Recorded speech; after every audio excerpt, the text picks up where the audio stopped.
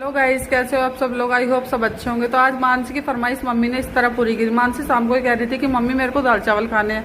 तो यहाँ पर मम्मी ने मसूर की दाल और बासमती चावल बनाकर तैयार कर दिए। सभी ने खाना खा लिया था। फिर मैं भी अपनी प्लेट लगा के इतने पानी लेने ही गई थी फ्रिज से, इतने ही ये मैडम बैठ जाती है, कह रही कि मम्मा मैं आपके लिए चावल ठंडे कर रही हूँ। मैंने कहा नहीं, आप चावल ठंडे नहीं कर रही हो, आपने खाना तो खा लिया, बस अब आप चावल गिराओगी इधर उधर। तो मैंने इसको डांट दिया, मैंने कहा नहीं आप हट जाओ, आपने खाना खा लिया ना मौसी के साथ। तो देखिए चावल काफी टेस्टी बने हुए थे। उधर देखिए मम्मी फिर बाजार चली गई और ये अपनी नानी से 2 नींबू चुपके से चुरा के लिया। कह रही मम्मा ये बोल है, मैं इनसे खेलूंगी। मैंने कहा नहीं बेटे ये बोल नहीं है, इनसे नींबू पानी बनाते हैं, फ्रिज में रखे। और फिर मम्मी से हम पूछने लगे क्या सब्जी लाई हो।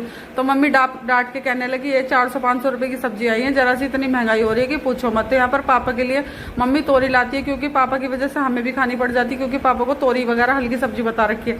उधर मम्मी ने पपीता काट दिया, कहने लगी ले से पपीता खिला दो। ये लगी हुई थी फोन में। मैं कहने लगी कि अब तेरी पिटाई का नंबर आ रहा है, पर ये मान नहीं रही। मैंने कहा सुबह सुबह से क्या ही मारूं। फिर मैंने इसको बड़े प्यार से, मैंने कहा फोन देखते देखते ही खा लेगी। तो यहाँ पर मैंने इसको पपीता खिलाना शुरू कर दिया। और पपीता वगैरह मम्मी कह रही दूध बाद में पिला दियो, अभी दूध लेट बॉईल होएगा। फिर मैंने रात के चावल और 1 गिलास दूध लेकर बैठ गई, क्योंकि मम्मी ने थोड़े से क्वांटिटी में ज्यादा बना दिया और कम रह जाते हैं। फिर भी मम्मी को ही सुनने को मिलता है कि कम बनाए। तो यहाँ पर फिर मैंने 1 कटोरे में चावल ले लिए। हमने दूध के साथ रात के दाल चावल से ही अपना नाश्ता किया। और दाल काफी बन गई थी। मम्मी कह रही सुबह खा लेना थोड़ी थोड़ी।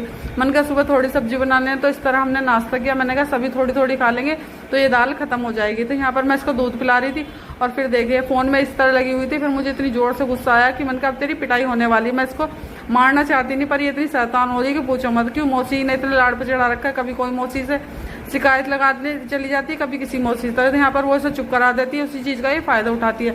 मैंने कहा पहले आप नाश्ता करोगे, उसके बाद ही आप फोन वगैरह देखना। तो इसने चुपचाप सॉरी बोलते हुए फोन रख दिया। बातें मान लेती है। मैंने कहा सुबह सुबह तेरी पिटाई कर दूंगी। तो यहाँ पर कह रही थी मम्मा मैं अपने हाथ से खाऊंगी। इसने चम्मच ले ली। मैंने कहा खा लो। तो ये जिद करती रहती है इसी तरह। मैंने कहा चल खा लेगी। फिर यहाँ पर खाना खाने के बाद निक्की आ गई रसोई में, कहने लगी बहन मैंने इसने नूनी घी से अपनी पतली पतली 2 रोटी सेक ली। और कभी कभी इसका मन करता है किचन में। आज की छुट्टी पड़ रही थी, तो यहाँ पर मानसी भी आई, कहने लगी आज मुझे भी अपने हाथ की 2 रोटी पतली पतली सेक के खिला दे। ये मना कर रही थी कि मैंने तो बना ली, अपने आप बना ले। तो यहाँ पर बड़ी रिक्वेस्ट करने के बाद इसका मन बदल गया, कहने लगी चल तू इन रोटियों को ले जा, मैं अपने लिए दूसरी बना लूंगी। तो बेचारी ने दोबारा गैस ऑन करी और यहाँ पर खाना बनाने लगी।